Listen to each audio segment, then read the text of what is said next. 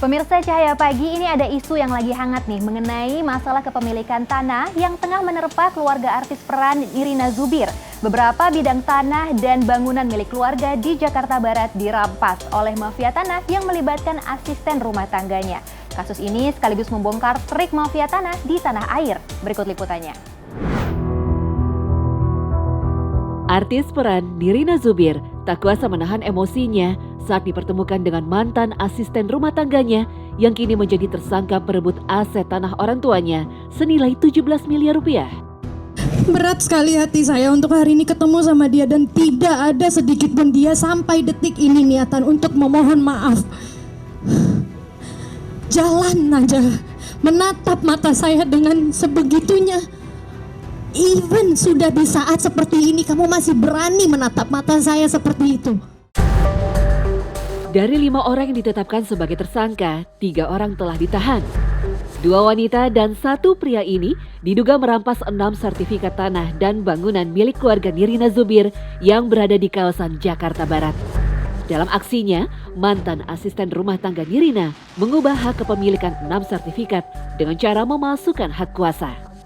Peristiwa ini terjadi saat almarhumah Ibu Nirina meminta tolong kepada asisten rumah tangganya untuk dibantu pengurusan surat-surat tanahnya. Diam-diam, mantan ART kepercayaannya ini justru menukar dan mengubah semua surat itu dengan nama dirinya sendiri. Modus operandinya adalah mereka ini dengan memalsukan tanda tangan. Salah satunya adalah itu. Awalnya dipercaya oleh almarhum untuk mengurus, pertama adalah pembayaran PBB-nya, dikasih surat kuasa oleh almarhum, tetapi berkembang karena terlalu dipercaya pada saat itu oleh almarhum. Bahkan sertifikatnya pun dipegangkan kepada si pembantu ini, sehingga timbul niatan para pelaku-pelaku ini untuk melakukan tindak pidana pemalsuan surat atau palsu otentik untuk menguasai semuanya. Bahkan dia rubah namanya, ya, dari ada 6 sertifikat, 1 dirubah atas nama suaminya tersangka yang laki-laki, kemudian yang 5 ini atas nama istrinya yang juga sama-sama adalah pembantu rumah tangga atau sekretaris pribadi, sekretaris rumah tangga daripada almarhum sendiri.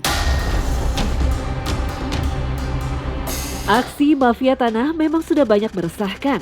Berdasarkan pengalaman kasus yang pernah terjadi, kasus penipuan surat tanah justru dilakukan oleh orang terdekat korban. Seperti yang pernah menimpa orang tua mantan jubir Presiden era SBY, Dino Patijalal. Orang tuanya mengalami kerugian hingga 20 miliar rupiah atas tanah seluas 780 meter persegi di kawasan Kemang, Jakarta Selatan akibat ulah orang kepercayaannya sendiri. Lalu, bagaimana agar terhindar dari penipuan mafia tanah? Pertama, pemegang sertifikat itu hati-hati betul ketika mempercayakan transaksinya kepada orang lain. Syukur-syukur kalau transaksinya bisa dilakukan sendiri. Jadi jangan dikuasakan gitu, Mas. Kalau dikuasakan itu jangan sampai ternyata kuasanya ini digunakan secara tidak benar. Itu ininya. Itu kuasa yang kemudian disalahgunakan lah oleh orang kepercayaan. Kira-kira kalau memang bisa, datanglah sendiri ke kantor pertanahan. Itu akan mengeliminir kejahatan pertanahan. Dalam agama, kasus perampasan hak milik tanah bukan masalah ringan. Konsekuensinya berat di hadapan Allah SWT. Rasulullah SAW bersabda, barang siapa yang mengambil sejengkal tanah dengan zalim, maka pada hari kiamat, tanah tersebut akan dikalungkan padanya sebanyak 7 lapis. Hadis riwayat Bukhari, Muslim. Tidaklah salah seorang dari kamu mengambil sejengkal tanah tanpa hak, melainkan Allah akan menghimpitnya dengan 7 lapis bumi pada hari kiamat kelak. Hadis riwayat Muslim. Imam Muslim juga meriwayatkan hadis Nabi SAW dari Abu Hurairah. Seorang mengambil sejengkal tanah orang lain tanpa hak, pada hari kiamat kelak, pasti Allah kalungkan kepadanya 7 lapis tanah. Dalam kesempatan lain, Nabi SAW juga mengingatkan umatnya dalam sabdanya, seseorang yang mengambil tanah dengan cara zalim, kelak Allah akan memaksanya menggali tanah 7 lapis tanah kemudian mengalungkan kepadanya sampai selesai pengadilan di antara manusia. Hadis riwayat Ahmad dan Tobroni.